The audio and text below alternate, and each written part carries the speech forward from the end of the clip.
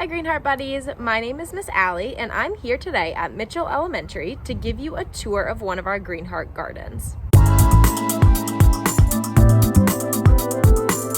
So to start off, what is a garden? A garden is used to grow vegetables, fruits, herbs, or flowers. People have different types of gardens based on where they live, what they plan to grow, and the materials that they have access to. In our Greenheart gardens, we make raised garden boxes using wood from pine trees. As you'll see here, these pieces of wood are stacked on top of each other, sort of like Lincoln logs, and connected using screws to help hold it together. Once the garden bed is built, we fill it with soil and plant it with crops, and that is how we build our Greenheart garden beds. Alright Greenheart Buddies, now that we've learned a little bit more about what is a garden and what our garden is made of, let's take a look at what's growing here in our Greenheart gardens this fall. These green leaves here that kind of look like green hearts are a sweet potato plant. Sweet potatoes are a root vegetable, meaning they grow underground. So if we follow this stem down to the soil and see where it connects, underground a sweet potato is growing that will be ready to harvest later this fall. Next up, we have our pollinator bed.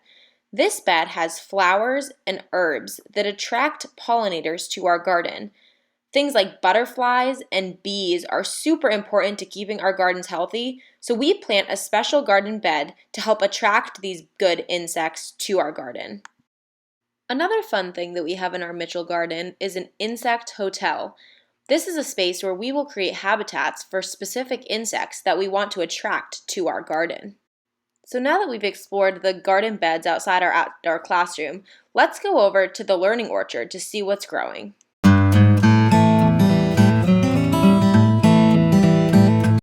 This is our learning orchard. As you'll see, there are some garden beds and a variety of different fruit trees in this area of the garden.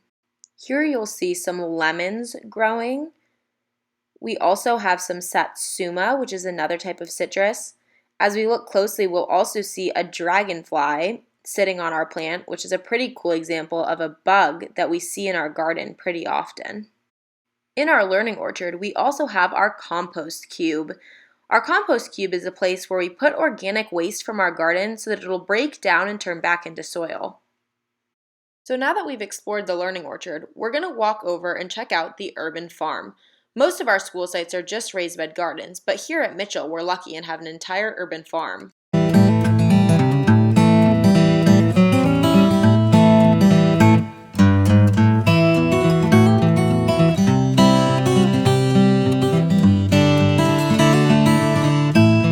In our urban farm, you'll see we have some okra growing, which is a delicious summer crop. You can see the okra flowers blooming on the plant. And then if you look below it, you'll see the final okra vegetable ready to be harvested. Just like we have sweet potatoes growing in our raised beds over by the outdoor classroom, we also have sweet potatoes growing at the urban farm. The leaves cover the entire ground while the root vegetable grows big and strong underneath the soil. Another vegetable that we have on the farm is peppers, and we have a bunch of different varieties ranging from spicy to sweet. These here are green jalapeno peppers, which are going to be pretty spicy. This is a red one that's ripened on the plant, so it's changed colors. We also have shishito peppers, which are another delicious variety, which you'll see growing in abundance on the plant here. Just like the jalapeno, ones that get more ripe will turn into a shade of red. We also have lunchbox peppers growing here in the garden. These are going to be sweet peppers that taste a lot like your traditional bell pepper that you'd buy at the grocery store. We also have basil growing on the farm, which is a delicious herb. It smells really good and tastes delicious as well. You might have had it in a pasta dish or a pizza dish, as it's often used in Italian food. On our farm, we also grow flowers, like the cinnia here, to attract pollinators. As you'll see, this flower has done its job, as it's attracted a butterfly to our garden. This butterfly will drink nectar and carry pollen from plant to plant, helping to pollinate our garden. All right, my Greenheart Buddies, that wraps up our tour today of the Mitchell Elementary Greenheart Garden.